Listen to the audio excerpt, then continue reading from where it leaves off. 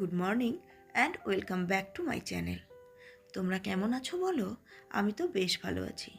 আর সকাল সকাল চলে এসেছি রান্নাঘরে নিজের জন্য কিছু রান্না করব বলে। রোজ রোজ ভাত মাছ খেতে একদমই ভালো লাগে না, তাই ভাবলাম আজকে একটু অন্যরকম রান্না করি। রান্নার জোগাড় করব তার আগে কাপড়গুলোকে কাচতে দিয়ে দিয়েছি। এখন একবারে অনেক কাপড় কাচি না, অল্প অল্প করে কাচি আর প্রত্যেক দিন কাচি, এতে কিন্তু কাজ কিছুটা হলেও কমে যায়। জল ফুটছে, এর মধ্যে দিয়ে দেব কেটে রাখা কিছু মাশরুমটাকে আমি এইভাবেই রান্না করি। ভালোভাবে ধুয়ে নিয়ে তারপরে ফুটন্ত জলের মধ্যে দিয়ে 5 মিনিট মতো ঢেকে রেখে দিই। তারপর জল ঝরিয়ে মাশরুমটা রান্না করি। এতে মাশরুমের মধ্যে যদি কোনো নোংরা থেকে থাকে সেগুলোও যেমন চলে যায়, তেমন এর ভেতরে যদি কোনো পোকা থেকে থাকে সেটাও কিন্তু বেরিয়ে যাবে। মাশরুমগুলোকে জলে দিয়ে এর মধ্যে সামান্য একটুখানি লবণ দিয়ে দিয়েছি। এদিকে কড়াই বসিয়ে দিয়েছি। কড়াইটা গরম হতে হতে সামান্য একটুখানি পনির ভালো করে কেটে নেব।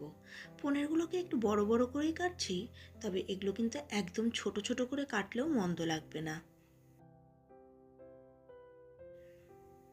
কড়াই গরম হয়ে গেলে এর মধ্যে সরষের তেল দিলাম। 1 টেবিল চামচ মতো সরষের তেল দিয়েছি, আর তার মধ্যে দিয়ে দিয়েছি সামান্য একটুখানি লবণ ও হলুদ। এবার পনিরের টুকরোগুলোকে ভালো করে ভেজে নেব। অনেকেই কাঁচা পনির ব্যবহার করে, তবে আমার একদম ভালো লাগে না কাঁচা পনিরের টেস্টটা, তাই আমি এটাকে বেশ লাল করে ভেজে নিই। আর এখানে অনেকেই সরষের তেলের বদলে অলিভ অয়েল বা রিফাইন্ড অয়েলও কিন্তু ব্যবহার করতে পারে। ঝাল বেশি দেব না, তাই মাত্র 2টো কাঁচা লঙ্কা দিচ্ছি। পনিরগুলো ভেজে এবার তুলে রাখবো। এরপরে বাকি রান্নাটার জন্য এক্সট্রা করে কিন্তু আর তেল দেব না।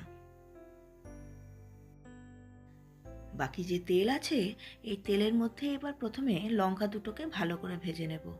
এরপরে এর মধ্যে দিয়ে দেব কুচি করে কেটে রাখা বেবিকর্ন আর কিছু ক্যাপসিকাম। এইবার লো ফ্লেমে এগুলোকে ভালো করে ভেজে নেব।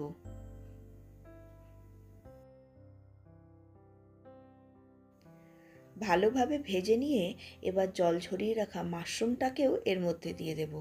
আর সবগুলোকে খুব ভালো করে ভাজবো, তবে লো টু মিডিয়াম ফ্লেমে। আর এর মধ্যে ওপর থেকে আর কোনো তেল দেব না। আমার কাছে কিছু সুইট কর্ন ছিল, এই সুইট কর্নও এর মধ্যে দিয়ে দিয়েছি।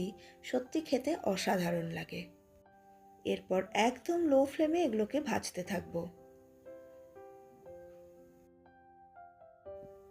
সবজিগুলো ভাজার সময় এর মধ্যে একটুখানি লবণ দেব।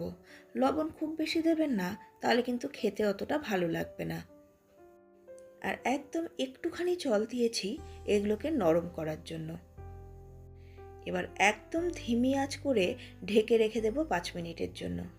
5 মিনিট হয়ে গেছে, এটাকে একটু নাড়াচাড়া করে দেব। নিচে একটু লেগে গেলে চিন্তার কারণ নেই, কারণ তেল খুবই কম দেওয়া আছে, কাজেই এটা কিন্তু একটু লাগবেই। একদম শেষে এর মধ্যে আরও দিয়ে দেব কিছু গুঁড়ো মশলা। এখানে দিয়েছি সামান্য একটুখানি অরিগ্যানো, চিলি ফ্লেক্স আর ধনের গুঁড়ো। ভালোভাবে নাড়াচাড়া করে নিয়ে এবার এর মধ্যে দিয়ে দেব ভেজে রাখা সমস্ত পনিরের টুকরোগুলো। সবগুলোকে ভালো করে মিশিয়ে নেব। ভালোভাবে নাড়াচাড়া করে গ্যাসের ফ্লেমটাকে অফ করে ঢেকে রেখে দেব। রান্নাটা কমপ্লিট হয়ে গেছে। আর দেখো আজকে আমার ড্রেসিং টেবিলটার কি ভয়ঙ্কর পরিস্থিতি। এখন এই ড্রেসিং টেবিলটাকেও ভালো করে পরিষ্কার করে নেব। আজকের মতো কাজ প্রায় কমপ্লিট, শুধু এটাকে পরিষ্কার করলেই এরপরে স্নানে চলে যাব। তারপরে খাওয়া দাওয়া করব। আর আজকে যেহেতু ছুটির দিন, তাই কিছুক্ষণ রেস্ট নেব। আজকের ব্লগ তোমাদের কেমন লাগলো আমাকে কমেন্ট বক্সে এসে অবশ্যই জানিও।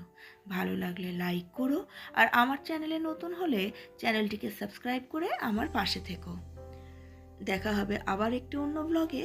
ততক্ষণের জন্য take care and good by.